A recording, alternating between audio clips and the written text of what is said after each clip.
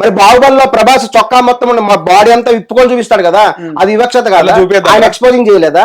మరి మహిళలనే ఎందుకు ఎక్స్పోజింగ్ అంటున్నారు, మగవాళ్ళని ఎందుకు ఎక్స్పోజింగ్ అనలేదు? సిక్స్ ప్యాక్ అనేది ఉంటుంది, వాళ్ళు ఉండేటువంటి ఏజ్ ను బట్టి వయసును బట్టి ఉంటుంది, ఎవరికైనా సిక్స్ ప్యాక్ ఉండొచ్చు ప్రయత్నం చేస్తే. ఉండండి, అలా కాదు. ఇక్కడ జరిగింది ఏంటంటే అతను కేవలము అతను సిక్స్ ప్యాక్ అంటే ప్రొఫెషన్ బట్టండి. ఇప్పుడు కొన్ని ఉద్యోగాలు ఉంటాయి, వాటికి రన్నింగ్ చేయాలి, ఫిజికల్ కొన్ని ఉద్యోగాలు ఉంటాయి, ఆర్మీ ఉద్యోగం, పోలీస్ ఉద్యోగం ఉంటుంది, ఏంటో ఒక సినిమా హీరో అవ్వాలనుకుంటారు. ఇక్కడ కులము మతము కాదండి, ఒక వ్యవస్థ గురించి మాట్లాడుతున్నాం, ఒక సిస్టమ్ గురించి మాట్లాడుతున్నాం. ఎవరైతే ఒక హీరో అవ్వాలనుకుంటున్నారు అతను కొంచెం ఫిజికల్ గా ఉండాలి. అదే విధంగా ఒక అమ్మాయి హీరోయిన్ కావాలనుకుంటుంది, తను దానికి సపోర్ట్ గా కొంచెం అందంగా క్రియేట్ అవ్వాలి, అందంగా కూడా అలంకరించుకోవాలి, గ్లామర్ ఫీల్డ్ లోనే ఉండాలి, ఇక్కడ ఏంటంటే జాబులు చేసే వాళ్ళు మెయింటైన్ చేస్తారు, వాళ్ళ వ్యక్తిగతం అండి, ప్రతిదీ వాళ్ళ స్వేచ్ఛ, వాళ్ళ వ్యక్తిగతం. ఇక్కడ అతను అన్నటువంటి మాటను కేవలం అనసూయ గారు మాత్రమే ఖండించలేదు. మీరు గమనించండి, మా మోహన్ బాబు గారి కుమార్తె మంచు లక్ష్మి గారు ఖండించారు. తర్వాత ఒక డైరెక్టర్ నందిని రెడ్డి, ఆమె లేడీ డైరెక్టర్, ఆమె హీరోయిన్ ఏం కాదే, కానీ ఆవిడ కూడా ఖండించింది. తర్వాత అశ్విని దత్ గారి కుమార్తె నిర్మాత, ఆమె ఒక నిర్మాత, ఒక మహిళా నిర్మాత, ఒక మహిళా డైరెక్టర్, ఒక మంచులక్ష్మి గారు కూడా కొన్నిట్లో హీరోయిన్ గా చేసి మంచి, అంటే వాళ్ళు కూడా రెస్పాండ్ అయ్యారు. వాళ్ళు కూడా మూవీ ఆర్టిస్ట్ అసోసియేషన్ ఎందుకు అందరు రెస్పాండ్ అవుతారు? శివాజీ సారీ సామాన్లకు మాత్రమే చెప్పాడు, అతను కేవలము సామాన్లు అనే పదం ఉపయోగించినందుకు మాత్రమే సారీ చెప్పాడు తప్ప ఈ యొక్క వస్త్రధారణ విషయంలో చెప్పలేదు. సారీ చెప్పాలి, శివాజీ చెప్పి తీరాలి సారీ.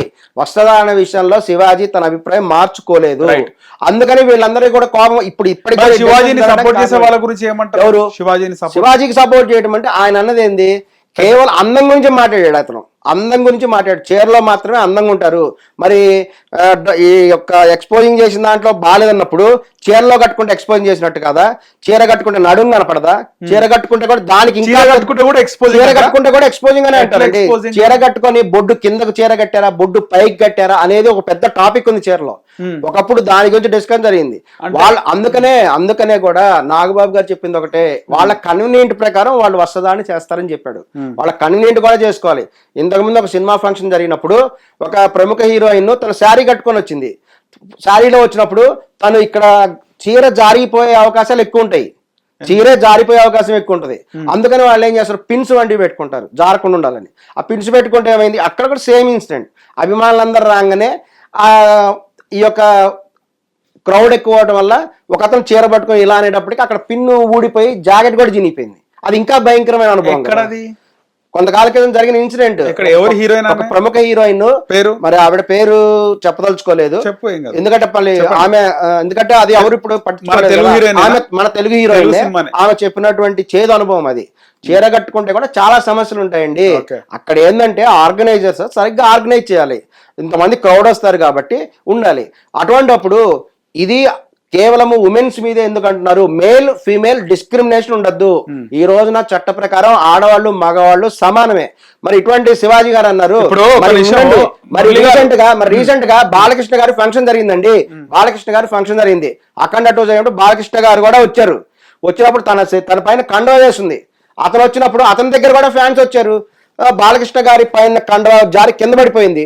ఆయన శరీరం ఆయన చొక్కా పట్టుకొని లాగారు ఫ్యాన్స్. ఇక్కడ ఏంది, బాలకృష్ణ గారు ఏమైనా అసభ్యకరమైన వస్త్రాలను వేసుకొచ్చాడని వచ్చి ఆయన చొక్కా పట్టుకొని లాగారా? కాదు కదా.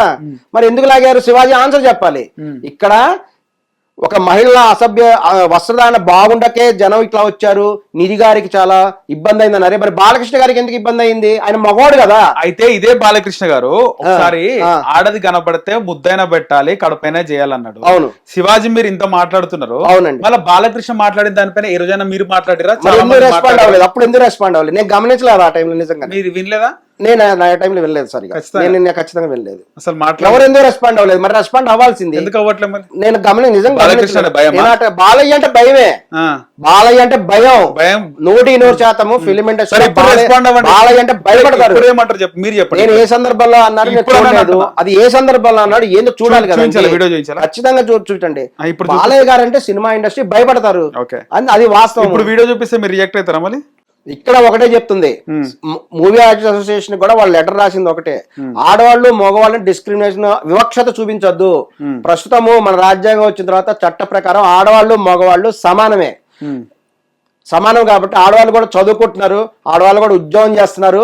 కేవలము మీ వస్త్రధారణ వల్లే అని మటుకు అనద్దు, మగవాళ్ళ మైండ్ సెట్ కూడా మారాలి అనేటువంటిది మంచు లక్ష్మి గారు చెప్పినటువంటి విషయం ఇది. కాబట్టి శివాజీ గారు కూడా వెంటనే కూడా దానికి కూడా తన మైండ్ సెట్ ను మార్చుకోవాలి, తన ఆలోచన తీరు కూడా శివాజీ గారు మార్చుకోవాలి.